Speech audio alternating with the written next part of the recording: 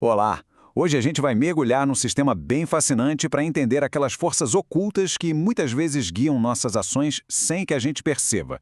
Baseado no texto gnóstico, Estudo e Análise do Eu, vamos explorar uma ideia poderosa, a de que nosso maior adversário talvez more dentro de nós. E o texto já começa com essa ideia bem provocadora, a de que dentro de cada pessoa vive um tal de inimigo secreto. Pense nisso como uma coleção de forças que moldam a nossa vida de um jeito que a gente raramente para notar.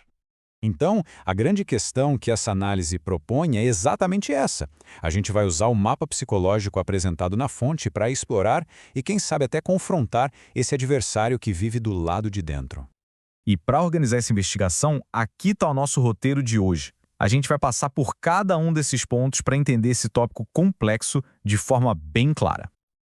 Ok, vamos começar a desvendar isso. Esse tal de inimigo secreto, na verdade, não é uma coisa só. É mais como uma multidão de elementos psicológicos bem distintos. O conceito central aqui é que o nosso eu não é singular. A gente tende a pensar que existe um único comandante, né? Mas a ideia aqui é que se parece mais com um comitê bem barulhento. E o texto chama cada membro desse comitê de agregado psicológico, ou de forma mais simples, de eus. Tá, mas como é que se lida com esse comitê interno? A fonte propõe que, antes de qualquer coisa, é preciso compreender cada um desses eus por completo. E para isso, existe um método de observação bem específico. E esse processo fica bem claro aqui. Segundo o texto, esses agregados tomam o controle através de 5 passos. Tudo começa com a inconsciência, quando a gente nem percebe o que está acontecendo. Isso leva a uma vontade débil, que enfraquece nossa capacidade de escolha. Daí vem a identificação, o momento em que a gente se funde com o ego. A partir daí é um pulo para a fascinação, quando a mente fica totalmente presa naquilo. E o passo final é o sonho, um tipo de sono psicológico em que o ego tem o controle total. Agora que a gente já entende o mecanismo, que tal ver isso na prática? Vamos abrir nosso primeiro estudo de caso.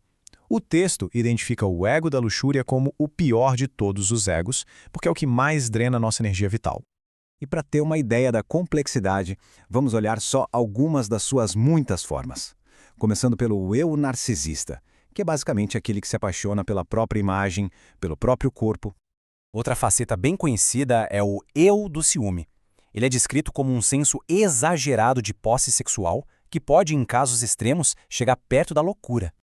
Temos também o eu exibicionista, aquele que sente prazer em mostrar partes do corpo para causar excitação, tanto em si mesmo quanto nos outros. E claro, não podia faltar o famoso tipo Dom João, né? Ele é definido como o conquistador que busca a conexão, mas sem amor verdadeiro. E olha, acredite, a lista que o texto traz é enorme, com dezenas de outros exemplos. Agora, vamos para o nosso próximo caso. E o que é mais interessante aqui é a variedade de formas que ele assume. O ego da ira, que tem uma forte ligação com o orgulho, se manifesta em muitas intensidades diferentes. O texto apresenta um verdadeiro espectro. No extremo, a gente tem algo sutil, como uma simples antipatia. Mas no outro extremo, a gente chega na fúria, que é um estado totalmente descontrolado onde a mente racional basicamente desliga. Mas a ira também usa outras máscaras, sabe? Ela pode aparecer como aquela pessoa que está sempre procurando briga, a beligerante, ou na forma de uma crítica mordaz, aquela que fere. Pode ser também a calúnia, ou até mesmo a simples e cotidiana impaciência. E para fechar nossos estudos de caso, chegamos no orgulho. A fonte o apresenta como um defeito central e talvez o mais ardiloso de todos, porque ele opera através de um auto-engano muito sutil. O ponto-chave para entender o orgulho, segundo o texto, é esse conceito de autoconsideração. Sabe aquele sentimento de se sentir uma vítima, de achar que o nosso sofrimento é sempre maior que o dos outros? Pois é, o texto diz que essa é a principal porta de entrada para o orgulho. E o mais curioso é que esse ego se manifesta de duas formas que parecem opostas. De um lado, o complexo de inferioridade, do outro, o de superioridade. Mas o texto argumenta que, no fundo, o complexo de superioridade é só uma máscara para esconder uma insegurança gigantesca.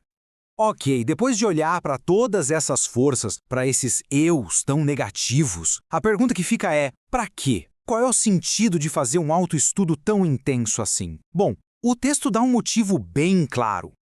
O objetivo final é um só, a libertação. É entender essas forças internas tão a fundo, mas tão a fundo, que se deixa de ser um boneco, uma marionete controlada por elas. E como se chega lá? O caminho é o da compreensão total. É preciso identificar a função de cada eu, descobrir com o que ele se conecta e, principalmente, perceber como ele se esconde atrás de falsas virtudes. A filosofia aqui é clara: não dá para mudar aquilo que não se compreende de verdade. E olha, nós focamos aqui na luxúria, na ira e no orgulho. Mas a fonte detalha 7 categorias principais de eus. As outras incluem a preguiça, a gula, a inveja e o medo, cada uma com um universo de manifestações. Ou seja, a gente mal arranhou a superfície desse imenso mapa psicológico. No fim das contas, esse sistema todo propõe uma ideia bem radical. A de que, ao desmontar cuidadosamente cada um desses agregados psicológicos, algo totalmente novo, o nosso verdadeiro eu, pode finalmente aparecer. E isso nos deixa com uma última pergunta, que vale a pena levar para reflexão. Depois de dissecar o eu, o que é que resta?